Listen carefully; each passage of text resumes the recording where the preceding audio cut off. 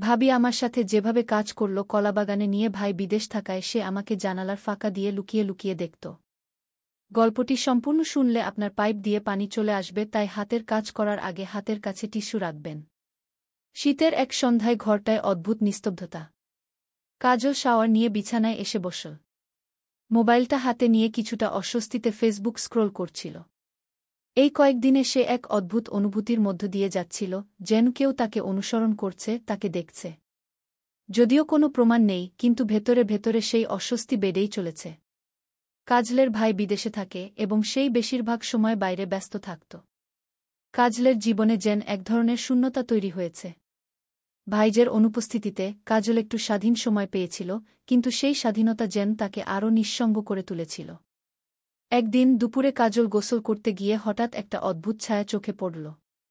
সে যেন বুঝতে পারল কেউ তাকে লুকিয়ে লুকিয়ে দেখছে। সঙ্গে সঙ্গে গোসলখানার দরজাটা ভালো করে বন্ধ করে নিল।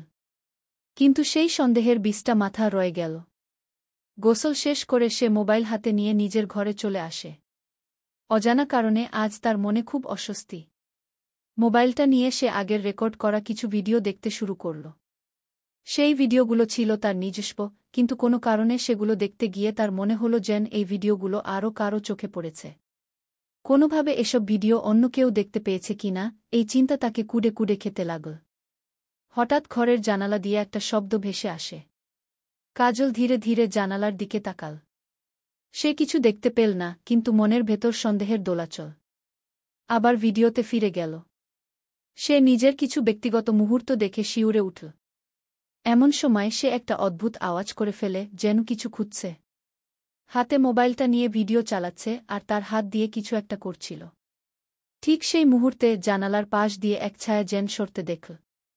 কাজল বুঝতে পারল তার ভাবি জানালা দিয়ে সব দেখছে। কিন্তু কেন? কিভাবে? তার মনের মধ্যে হাজার প্রশ্ন ঘুরপাক খেতে লাগল। কাজল এক মুহূর্তের জন্য স্থির দাঁড়িয়ে রইল। তার হৃৎপিণ্ডের স্পন্দন যেন কানে শুনতে পাচ্ছে। ভাবি জানালা দিয়ে সব দেখে ফেলেছে, এটা ভাবতে তার শরীরটা ঠান্ডা হয়ে আসছিল। জানালার পর্দাটা দ্রুত টেনে দিয়ে কাজল বিছানায় বসল। কিছুতেই সে মাথায় আনতে পারছিল না কেন ভাবি এভাবে তার ব্যক্তিগত মুহূর্তে লুকিয়ে দেখবে। কিছুক্ষণ চুপচাপ বসে থাকার পর সে সিদ্ধান্ত নিল ভাবির সঙ্গে সরাসরি কথা বলবে। কিন্তু ঠিক কি বলবে? তার প্রমাণ নেই যে ভাবি তাকে দেখছিল। এবং যদি সে কিছু বলেনি তাহলে সবটাই কল্পনা।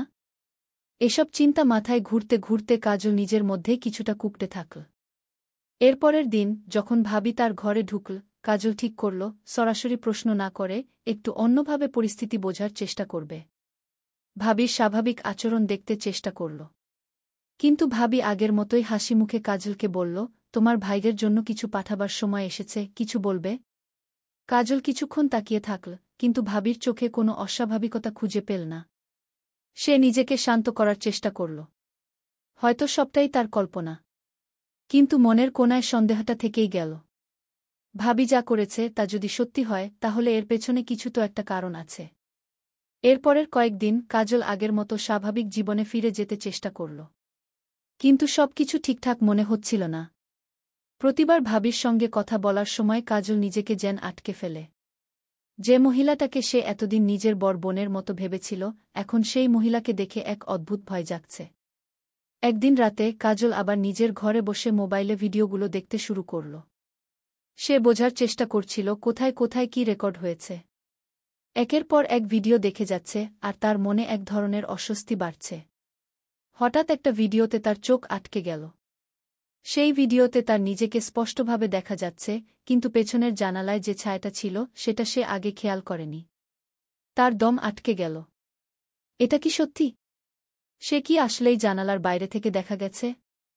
কাজল মোবাইলটা দ্রুত বন্ধ করে ফেল। তার হাত কাঁপছিল। জানালার দিকে তাকাতে ভয় লাগছিল। সে দ্রুত বিছানার পাশে রাখা বইটা তুলে নিল, যেন নিজেকে অন্য কোনো কাজে ব্যস্ত রাখতে পারে। কিন্তু মনের মধ্যে কাটা বিঁধে রইল, সে কি আসলেই কিছু দেখে ফেলেছে? কাজল সেই রাতটা খুব একটা ভালোভাবে ঘুমাতে পারেনি। বারবার জানালার দিকে তাকাতে গিয়েও চোখ সরিয়ে নিচ্ছিল। সে নিজেকে শান্ত করার চেষ্টা করছিল, কিন্তু সেই ছায়া যেন তাকে পিছু ছাড়ছিল না। সকালে ঘুম থেকে উঠে সে দ্রুত বাইরে বেরিয়ে পড়ল। বাড়িতে থাকতে তার খুব অস্বস্তি হচ্ছিল, যেন প্রতিটি কোণে কেউ তাকে অনুসরণ করছে। দুপুরে বাড়িতে ফিরলে কাজলের ভাবির স্বাভাবিক আচরণ তাকে আবারও দ্বিধায় ফেল। ভাবি হাসি মুখে তাকে খাবার দিলেন, আগের মতোই গৃহস্থালির কাজে ব্যস্ত হয়ে পড়লেন। সবকিছু যেন স্বাভাবিক, কিন্তু কাজলের মন তো আর স্বাভাবিক নেই। সে ভাবে, কেন ভাবি এমন করবে? কেন জানালা দিয়ে লুকিয়ে দেখবে? কিছুতেই সে এই প্রশ্নের উত্তর পাচ্ছিল না। দিনগুলো এভাবেই কেটে যাচ্ছিল। তবে কাজল সিদ্ধান্ত নিয়েছিল, আর কোনো সন্দেহ বা দ্বিধায় থাকবে না। একটা দিনের ঘটনাই সব পরিষ্কার করে দেবে। সে নিজের হাতে সত্যটা খুঁজে বের করবে। রাতে আবার নিজের ঘরে বসে কাজল কিছুটা দ্বিধাগ্রস্ত অবস্থায় মোবাইল বের করল। সে জানালার সামনে একটি ছোট্ট ক্যামেরা সেট করল, যা সেদিনের মতো ঘটনার প্রমাণ রাখতে পারবে। জানালা দিয়ে কারো ছায়া দেখা গেলে এবার আর সেটা এড়িয়ে যাওয়া সম্ভব হবে না। কয়েক ঘণ্টা পর হঠাৎ ঘরের ভেতর আবার সেই কাঁপন আসল। কাজল বুঝতে পারল, এবার কিছু হতে যাচ্ছে। সে মৃদু নিঃশ্বাস নিয়ে অপেক্ষা করতে থাকল। কিছুক্ষণ পর জানালার কাছে মৃদু শব্দ হল, যেন কেউ ধীরে ধীরে এগিয়ে আসছে। কাজল কাঁপা কাঁপা হাতে ক্যামেরার দিকে তাকাল। সে দেখল জানালার ফাঁক দিয়ে একটা ছায়ামূর্তি স্পষ্ট দেখা যাচ্ছে। সে আর দেরি না করে দ্রুত ক্যামেরার রেকর্ডিং বন্ধ করল। তার মনের ভেতর ভয়, রাগ আর উত্তেজনা একসঙ্গে মিশে গেল। পরদিন সকালে কাজল কোনোমতে রাতটা পার করে উঠে গেল। সে ক্যামেরার ফুটেজ চেক করতে বসল। ফুটেজ দেখে তার চোখ বড় হয়ে গেল। সত্যিই তার জানালার বাইরে কেউ দাঁড়িয়েছিল। সেই ছায়া কোনো সাধারণ মানুষের নয়, সে বুঝতে পারল এটা তার ভাবি। কাজল দ্রুত ভাইজের ফোন নম্বর বের করে ফোন দিল। ভাইয়ের সঙ্গে কথা বলার সময় সে বুঝতে পারল, তার ভাবি এভাবে কেন আচরণ করছে তা নিয়ে কিছুটা বিভ্রান্তি রয়েছে। সে কিছু বলার জন্য মুখ খুলতেই ভাইয়ের কণ্ঠে একটা বিষণ্ণতা ধরা পড়ল। ভাই বলল, তোমার ভাবি আসলে মানসিকভাবে অনেক সমস্যার মধ্যে দিয়ে যাচ্ছে, কিন্তু আমি কিছুই করতে পারছি না। কাজল স্থির হয়ে গেল। এই কথাটা তার জন্য ছিল একটা বড় ধাক্কা। সে এতদিন ধরে ভাবির উপর সন্দেহ করছিল, কিন্তু বাস্তবতা যে এত ভয়ঙ্কর হতে পারে তা কল্পনাও করেনি। কাজল ভাইয়ের কথা শুনে স্থবির হয়ে গেল। তার মাথায় যেন ঝড় বয়ে গেল। এতদিন যাকে সে সন্দেহের চোখে দেখছিল, সেই ভাবি মানসিকভাবে ভেঙে পড়েছেন। কিন্তু কেন? কাজল কিছুতেই বুঝতে পারছিল না। তার মন মিশ্র অনুভূতিতে ভরে গেল, অপরাধবোধ, সহানুভূতি এবং অব্যক্ত প্রশ্নের ভারে সে দিশেহারা হয়ে পড়ল। কাজল আর কথা বাড়াল না, ফোন রেখে বিছানায় ধপ করে বসে পড়ল। সে ভাবতে লাগল, ভাবির এই অবস্থার জন্য আসলে কি দায়ী? এবং সে নিজে কিভাবে এতদিন এভাবে সন্দেহ করতে পারল? ভাবির প্রতি তার মনের টানাপোড়েন আরও গভীর হয়ে গেল।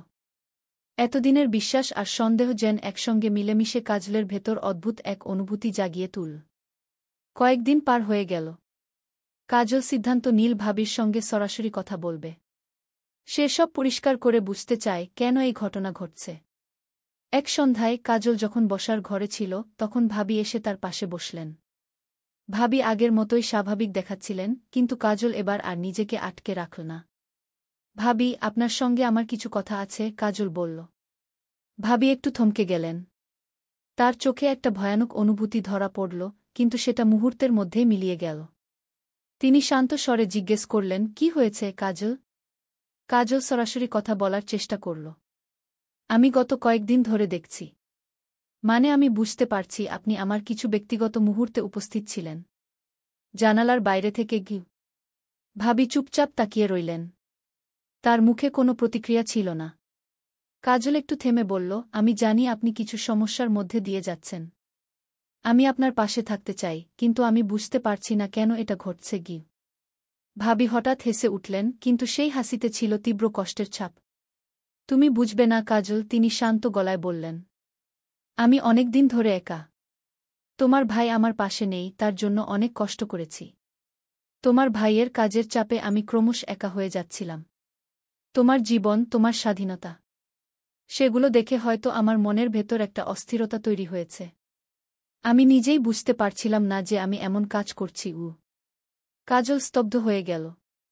সে ভাবি থেকে এমন উত্তর আশা করেনি। তার মনের মধ্যে অপরাধবোধ বেড়ে গেল। এতদিন সে ভাবির এই নিঃসঙ্গতার কথা একবারও ভাবেনি। কাজলের চোখে জল চলে এল, কিন্তু সে নিজেকে সামলে নিল। ভাবি ধীরে ধীরে উঠে দাঁড়ালেন। আমি তোমার জীবনকে এভাবে বিঘ্নিত করতে চাইনি, কাজল। আমি নিজেই নিজের সঙ্গে যুদ্ধ করছি, আর এই যুদ্ধটা আমাকে কেমন করে যেন অন্য রকম করে দিয়েছে গু। কাজল আর কিছু বলতে পারল না।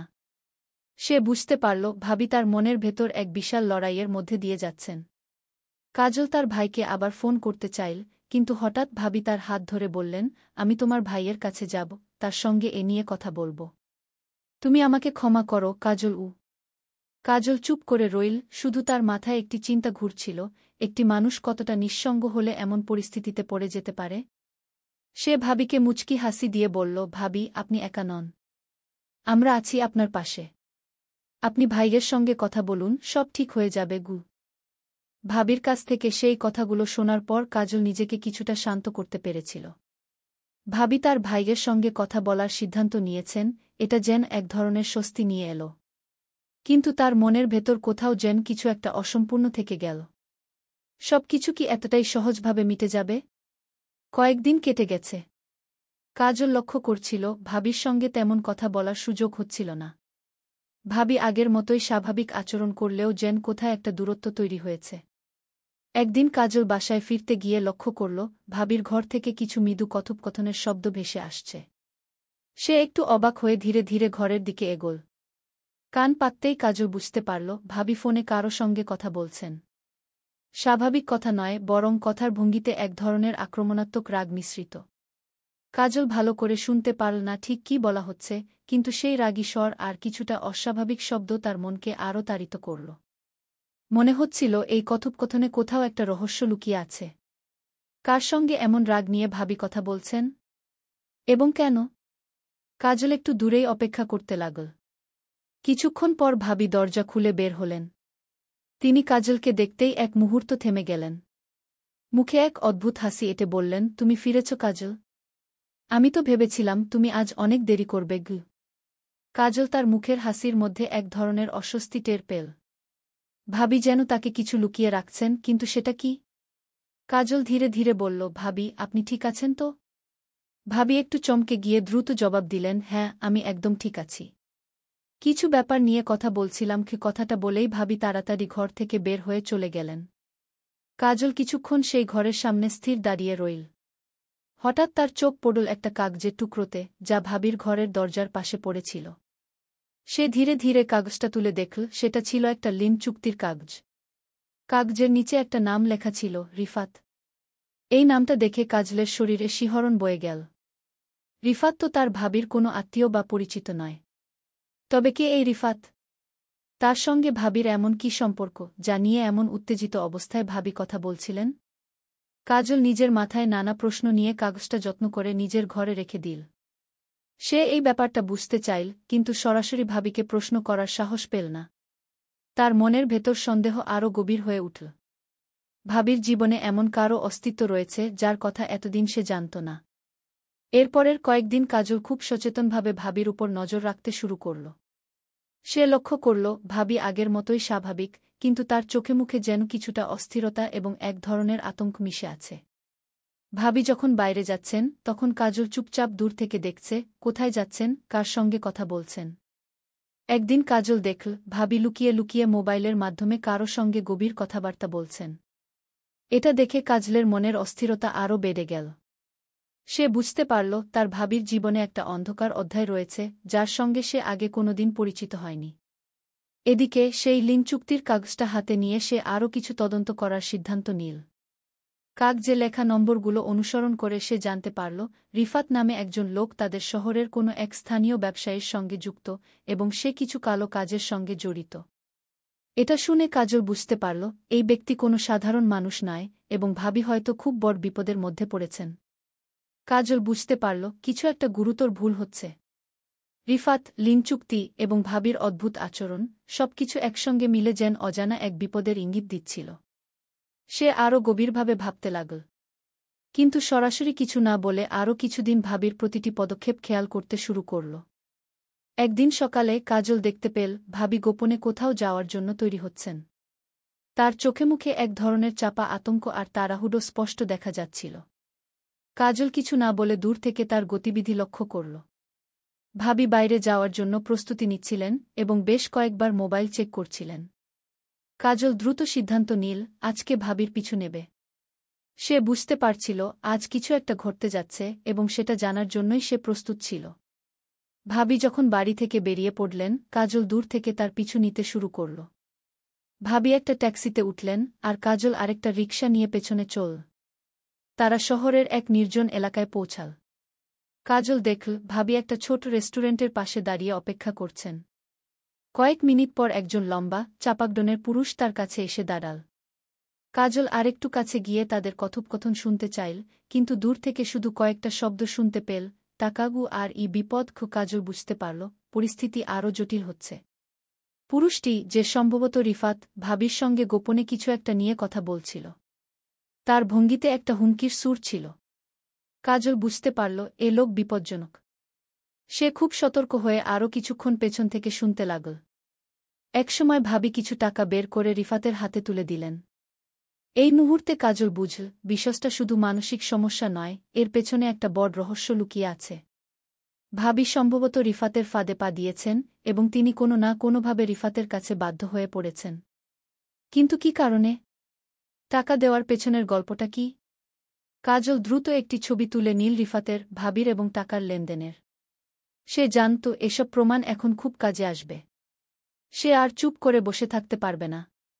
ভাইকে জানানো ছাড়া আর কোনো উপায় নেই। সেদিন রাতে কাজল তার ভাইকে ফোন দিল।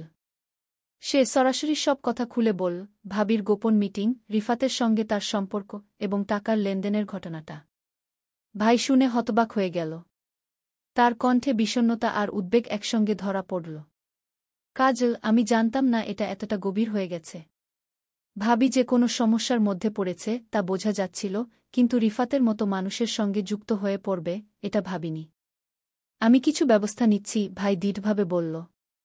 কাজল আরও জানাল যে রিফাতের সাথে ভাবির লেনদেনটি হয়তো শুধুই টাকার জন্য নয়, এর পেছনে আরও কিছু গুরুতর কারণ থাকতে পারে, যা ভাইকেও ভাবতে হবে। ভাই তাকে আশ্বাস দিল যে সে তাড়াতাড়ি দেশে ফিরে এসে এই বিষয়ে আরও তদন্ত করবে। পরদিন সকালে কাজল বুঝতে পারল যে সবকিছু এত সহজে মিটবে না। ভাবি এখনও অস্বাভাবিক আচরণ করছেন আর তার চোখের মধ্যে এক ধরনের গভীর আতঙ্ক ফুটে উঠছে। ভাবি কোনো না কোনোভাবে বিপদে আছেন, কিন্তু তিনি কারও কাছে মুখ খুলতে চাইছেন না। কাজল ঠিক করল এবার সে সরাসরি ভাবির কাছে যাবেন এবং সত্যটা বের করার চেষ্টা করবে। একদিন সকালে কাজল ভাবির সামনে বসে সব কিছু খোলাখুলি বলল। ভাবি, আমি সব জানি। রিফাতকে, আপনি কেন তার কাছে টাকা দিচ্ছেন এসব আমি দেখেছি। আপনি কেন এমন করছেন?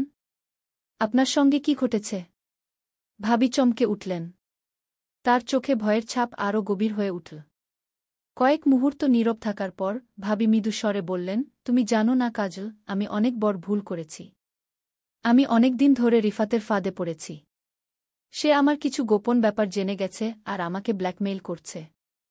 আমি কিছুতেই বের হতে পারছি না এই পরিস্থিতি থেকে। কাজল শিউরে উঠল। তার সামনে দাঁড়িয়ে থাকা এই মহিলাটি এতদিন ধরে এমন ভয়ঙ্কর পরিস্থিতির মধ্য দিয়ে যাচ্ছেন আর তিনি কিছুই বুঝতে পারেননি। আপনি কেন আমাকে বলেননি? কেন ভাইকেও জানাননি? কাজল কাপা গলায় জিজ্ঞেস করল। ভাবি চোখের জল মুছতে মুছতে বললেন, আমি ভয় পেয়েছিলাম। রিফাত আমাকে এমন কিছু দিয়ে হুমকি দিচ্ছিল যা প্রকাশ হলে আমি তোমার ভাইয়ের সামনে মুখ দেখাতে পারব না। কাজল এবার বুঝল এই পরিস্থিতি তার চেয়ে অনেক বড়। ভাবির মানসিক চাপ, রিফাতের হুমকি এবং গোপন রহস্য, এখন সবকিছুই ভেঙে পড়ছে। গল্পের পরবর্তী পর্ব শুনতে চাইলে লাইক, কমেন্ট, সাবস্ক্রাইব করে সাথেই থাকুন।